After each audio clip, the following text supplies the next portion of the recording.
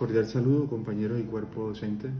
Bueno, yo elegí el texto de Sánchez Rojas sobre sobre el aburrimiento como competencia. Eh, a la hora de la escogencia de los textos, en mi caso no me asignaron uno, pero apenas empecé a buscar un texto para desarrollar, me llamó muchísimo la atención el de Sánchez Rojas porque es un tema que he venido reflexionando desde que estoy en el campo educativo. El aburrimiento o esta competencia como la trata Sánchez Rojas, digamos que es algo que se quiere evitar y que viene de la educación tradicional, ¿sí? Se quiere evitar a como de lugar. Y pues para nadie es un secreto que el contexto educativo cambió. No es el mismo contexto educativo que teníamos hace 30 años, no es el mismo. Es decir, este contexto educativo es absolutamente diferente, tiene otros retos, tiene otras virtudes, también tiene sus defectos. Y uno de ellos es la sobreestimulación, es decir, nosotros tenemos que contar con jóvenes, con niños que viven todo el tiempo sobreestimulados, ¿sí? Que están sobreestimulados todo el tiempo por pantallas, televisor, tablet, celular, etc. Y la educación no ha sido ajena a ese fenómeno de la sobreestimulación de los sentidos, y la educación también ha incursionado en eso. Eh, Precisamente en estos días estaba preparando la semana cultural en la institución educativa donde laboro, y una de las profesoras lanzó un comentario que iba muy acorde con eso que estamos tratando y decía, pero tenemos que hacer una actividad chévere, algo que divierta a los pelados, a los estudiantes. Entonces, eso fue antes de que yo escogiera este texto. Y yo reflexionaba y decía, ¿por qué tenemos que ser entretenidos? O sea, ¿por qué el educador tiene la obligación de ser entretenido todo el tiempo? ¿Sí? Como si el hecho educativo fuera un mero entretenimiento, como se nos quiere pretender hoy en la dictadura de la atención, como la llamó Sánchez Rojas. Me gustó mucho esa frase, la dictadura de la atención.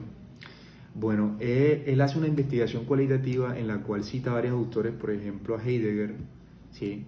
Sobre todo lo que ocasiona o lo que suscita el aburrimiento en el cerebro humano.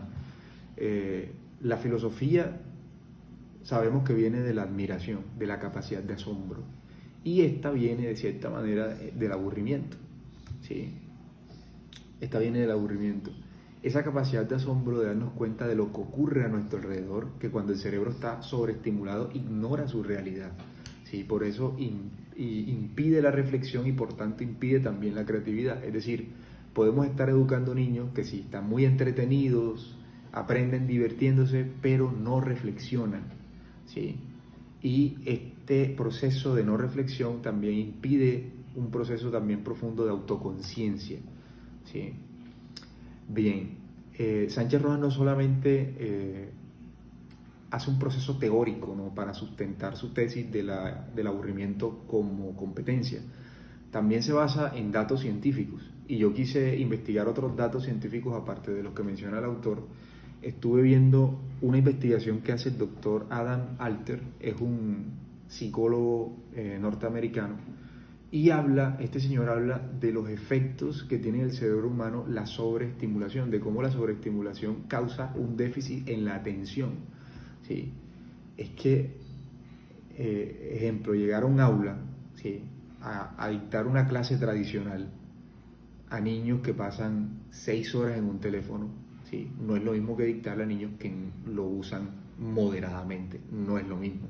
Si el impacto en el cerebro es diferente, altera de alguna manera el sistema de recompensa, porque de todas formas la dopamina que libera el cerebro humano cuando se sobreestimula, ¿sí?, es un sistema, altera ese sistema de recompensa, ¿sí?, que es una dopamina barata, que le llaman los psicólogos, que es aquella que se obtiene mediante simplemente la búsqueda del placer o de la recompensa inmediata y no de ningún esfuerzo.